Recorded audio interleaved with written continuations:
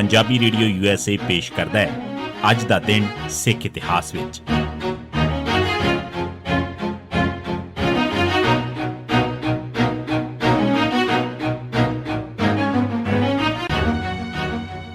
ਸਿੱਖ ਇਤਿਹਾਸ ਦੀਆਂ ਘਟਨਾਵਾਂ 'ਚ 10 ਮਈ ਦਾ ਦਿਨ। 1759 ਸਰਬੱਤ ਖਾਲਸਾ ਨੇ ਦਰਬਾਰ ਸਾਹਿਬ ਦੀ ਮੁੜ ਉਸਾਰੀ ਵਾਸਤੇ ਮਾਇਆ ਨਾਲ ਸੇਵਾ ਕਰਨ ਵਾਸਤੇ ਸੰਗਤਾਂ ਨੂੰ ਹੁਕਮਨਾਮਾ ਭੇਜਿਆ। 1758 'ਚ ਪੰਜਾਬ ਦੇ ਸੂਬੇਦਾਰ ਅਦੀਨਾ ਬੇਗ ਦੀ ਮੌਤ ਮਗਰੋਂ ਸਿੱਖ ਪੰਜਾਬ ਦੇ ਅਸਲੀ ਹਾਕਮ ਸਨ। ਆਪਣੀ ਹਕੂਮਤ ਕਾਇਮ ਹੋਣ ਮਗਰੋਂ ਸਿੱਖਾਂ ਨੇ ਦਰਬਾਰ ਸਾਹਿਬ ਤੇ ਅਕਾਲ ਤਖ਼ਤ ਸਾਹਿਬ ਦੀ ਮੁੜ ਉਸਾਰੀ ਸ਼ੁਰੂ ਕੀਤੀ। ਅਕਾਲ ਤਖ਼ਤ ਸਾਹਿਬ ਵੱਲੋਂ ਸਾਰੇ ਸਿੱਖਾਂ ਨੂੰ ਖੱਤ ਭੇਜੇ ਗਏ ਕਿ ਉਹ ਇਸ ਉਸਾਰੀ ਕਾਰਜ 'ਚ ਆਪਣਾ ਹਿੱਸਾ ਜ਼ਰੂਰ ਪਾਉਣ। ਇਹ ਹੁਕਮਨਾਮੇ ਸਰਬੱਤ ਖਾਲਸਾ ਵੱਲੋਂ ਜਾਰੀ ਕੀਤੇ ਗਏ ਸਨ।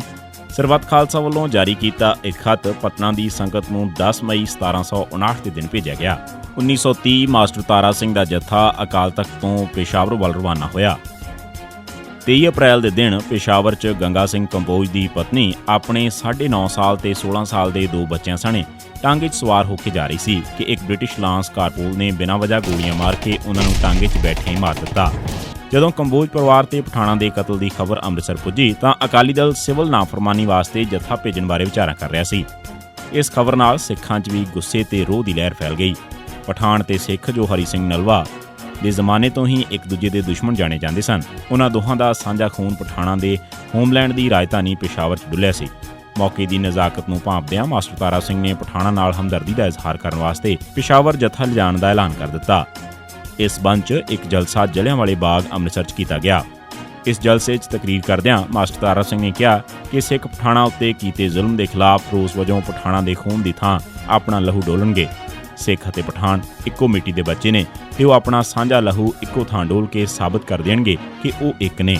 10 ਮਈ 1930 ਦੇ ਦਿਨ ਮਾਸਟਰ ਤਾਰਾ ਸਿੰਘ ਨੇ ਤੇ ਉਹਨਾਂ ਦੇ 100 ਸਾਥੀ ਅਕਾਲ ਤਖ਼ਤ ਸਾਹਿਬ ਤੇ ਅਰਦਾਸ ਕਰਕੇ ਪੇਸ਼ਾਵਰ ਵਾਸਤੇ ਚੱਲ ਪਏ। ਮਾਸਟਰ ਤਾਰਾ ਸਿੰਘ ਨੂੰ ਤਾਂ ਲਾਹੌਰ 'ਚ ਹੀ ਗ੍ਰਿਫਤਾਰ ਕਰ ਲਿਆ ਗਿਆ ਤੇ ਉਹਨਾਂ ਦੀ ਗ੍ਰਿਫਤਾਰੀ ਦੇ ਬਾਵਜੂਦ ਉਹਨਾਂ ਦਾ ਜੱਥਾ ਮਾਰਚ ਕਰਦਾ ਹੋਇਆ ਪੇਸ਼ਾਵਰ ਵੱਲ ਚੱਲਦਾ ਗਿਆ।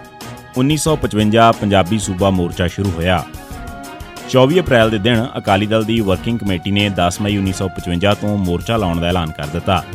10 ਮਈ ਦੇ ਦਿਨ ਸ਼੍ਰੋਮਣੀ ਅਕਾਲੀ ਦਲ ਵੱਲੋਂ ਦਿੱਤੇ ਨੋਟਿਸ ਦੀ ਮਿਆਦ ਖਤਮ ਹੋ ਗਈ ਸੀ ਤੇ ਉਸ ਦਿਨ ਪਹਿਲਾ ਜੱਥਾ ਭੇਜਿਆ ਜਾਣਾ ਸੀ। ਸ਼ਾਮ ਨੂੰ 7 ਵਜੇ ਮੰਜੀ ਸਾਹਿਬ ਵਿੱਚ ਇੱਕ ਭਾਰੀ ਦੀਵਾਨ ਸਜਾਇਆ ਗਿਆ। ਇਸ ਦੀਵਾਨ ਵਿੱਚ 1 ਲੱਖ ਦੇ ਕਰੀਬ ਸਿੱਖ ਹਾਜ਼ਰ ਸਨ। ਇਸ ਮਗਰੋਂ ਮਾਸਟਰ ਤਾਰਾ ਸਿੰਘ ਆਪਣੇ 3 ਹੋਰ ਸਾਥੀਆਂ ਸਮੇਤ ਗ੍ਰਿਫਤਾਰੀ ਦੇਣ ਲਈ ਮੰਜੀ ਸਾਹਿਬ ਦੇ ਦੀਵਾਨ 'ਚੋਂ ਬਾਹਰ ਆ ਕੇ ਪੁਲਿਸ ਕੋਲ ਪਹੁੰਚੇ, ਜੋ ਕਿ ਭਾਰੀ ਫੋਰਸ ਨਾਲ ਬ੍ਰਹਮ ਬੂਟਾ ਅਖਾੜਾ ਸਾਹਮਣੇ ਉਹਨਾਂ ਨੂੰ ਜੀਆਂ ਆਖਣ ਲਈ ਮੌਜੂਦ ਸੀ। ਜਦ ਮਾਸਟਰ ਤਾਰਾ ਸਿੰਘ ਗ੍ਰਿਫਤਾਰੀ ਦੇਣ ਵਾਸਤੇ ਜਾ ਰਹੇ ਸਨ ਤਾਂ ਲੋਕ ਉਹਨਾਂ ਉੱਤੇ ਪੈਸਿਆਂ, ਨੋਟਾਂ ਤੇ ਫੁੱਲਾਂ ਦਾ ਮੀਂਹ ਵਰਾ ਰਹੇ ਸਨ।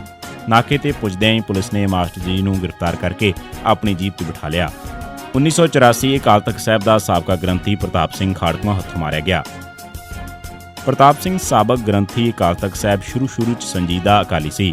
1947 ਤੋਂ ਬਾਅਦ ਉਹ ਪ੍ਰਤਾਪ ਸਿੰਘ ਕੈਰੋਂ ਨਾਲ ਰਲ ਕੇ ਪੰਥ ਵਿਰੋਧੀ ਤਾਕਤਾਂ ਦਾ ਸਾਥ ਦੇਣ ਲੱਗ ਪਿਆ।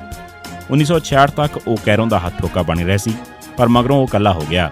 1978 'ਚ ਉਹ ਨਿਰੰਕਾਰੀਆਂ ਦੇ ਖਿਲਾਫ ਲਹਿਰ ਦਾ ਹਿੱਸਾ ਸੀ, ਪਰ ਛੇਤੀ ਮਗਰੋਂ ਉਸ ਦੀ ਨੇੜਤਾ ਲਾਲਾ ਜਗਤ ਨਾਰਾਇਣ ਨਾਲ ਹੋ ਗਈ ਤੇ ਉਹ ਉਸ ਦੀ ਅਖਬਾਰ 'ਚ ਬਕਾਇਦਾ ਲੇਖ ਲਿਖ ਕੇ ਖਾੜਕੂਆਂ ਨੂੰ ਭੰਡਣ ਲੱਗ ਪਿਆ। ਖਾੜਕੂਆਂ ਨੇ ਉਸ ਨੂੰ ਬਹੁਤ ਵਰਜਿਆ ਪਰ ਉਹ ਨਾ ਟਲਿਆ ਤਾਂ 10 ਮਈ 1984 ਦੇ ਦਿਨ ਖਾੜਕੂਆਂ ਨੇ ਉਸ ਨੂੰ ਖਤਮ ਕਰ ਦਿੱਤਾ। 1985 ਚੌਧਰੀ ਬਲਬੀਰ ਸਿੰਘ ਹੁਸ਼ਿਆਰਪੁਰ ਖਾੜਕੂਆਂ ਹੱਥੋਂ ਮਾਰਿਆ ਗਿਆ। ਲੁਧਿਆਣਾ ਦੇ ਕਾਲੀਚਰਨ ਵਾਂਗ ਚੌਧਰੀ ਬਲਬੀਰ ਸਿੰਘ ਹੁਸ਼ਿਆਰਪੁਰੀ ਵੀ ਸਿੱਖਾਂ ਦੇ ਖਿਲਾਫ ਬਹੁਤ ਬਿਆਨ ਦਿੰਦਾ ਹੁੰਦਾ ਸੀ। 1984 'ਚ ਤਾਂ ਉਸਨੇ ਹੱਦ ਹੀ ਮੁਕਾ ਦਿੱਤੀ। ਦਰਬਾਰ ਸਾਹਿਬ ਉੱਤੇ ਹਮਲੇ ਦੀ ਖੁਸ਼ੀ 'ਚ ਮਠਿਆਈ ਵੀ ਵੰਡੀ। ਇਨ੍ਹਾਂ ਹੀ ਦਿਨਾਂ 'ਚ ਉਸਨੇ ਸਿੱਖਾਂ ਉੱਤੇ ਹਮਲੇ ਵੀ ਕਰਵਾਏ।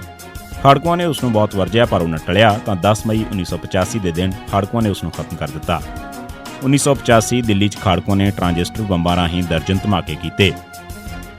ਦਿੱਲੀ ਅਤੇ ਹੋਰ ਇਲਾਕਿਆਂ 'ਚ ਸਿੱਖਾਂ ਨੂੰ ਤਸੀਹੇ ਦੇ ਕੇ ਕਤਲ ਕਰਨ ਦੇ ਜਵਾਬ ਅਮਲ ਵਜੋਂ ਕੁਝ ਖਾੜਕੂ ਸਿੱਖਾਂ ਨੇ ਦਿੱਲੀ 'ਚ ਟਰਾਂਜਿਸਟਰ ਬੰਬਾਂ ਰਾਹੀਂ ਐਕਸ਼ਨ ਕੀਤੇ। ਇਹ ਐਕਸ਼ਨ 10 ਮਈ ਨੂੰ ਦਿੱਲੀ ਅਤੇ ਕਈ ਹੋਰ ਇਲਾਕਿਆਂ 'ਚ ਕੀਤੇ ਗਏ। ਇਸ ਨਾਲ 74 ਬੰਦੇ ਮਾਰੇ ਗਏ ਤੇ ਸੈਂਕੜੇ ਜ਼ਖਮੀ ਹੋਏ। 22 ਮਈ ਨੂੰ ਇਸ ਕੇਸ 'ਚ 3 ਸਿੱਖਾਂ ਨੂੰ ਗ੍ਰਿਫਤਾਰ ਕੀਤਾ ਗਿਆ। ਇਨ੍ਹਾਂ 'ਚ ਭਾਈ ਮਨਮੋਹਨ ਸਿੰਘ, ਭਾਈ ਮਹਿੰਦਰ ਸਿੰਘ, ਭਾਈ ਕਰਤਾਰ ਸਿੰਘ ਨਾਰੰਗ ਵੀ ਸ਼ਾਮਲ ਸਨ। ਭਾਈ ਮਨਮੋਹਨ ਸਿੰਘ ਨੂੰ ਪੁਲਿਸ ਨੇ ਤਸੀਹੇ ਦੇ ਕੇ ਹਿਰਾਸਤ 'ਚ ਹੀ ਮਾਰ ਦਿੱਤਾ। ਇਹ ਸੀ ਸਿੱਖ ਇਤਿਹਾਸ ਦੀਆਂ ਘਟਨਾਵਾਂ 'ਚ 10 ਮਈ ਦਾ ਦਿਨ। ਸੁਣਦੇ ਰਹੋ ਪੰਜਾਬੀ ਰੇਡੀਓ USA।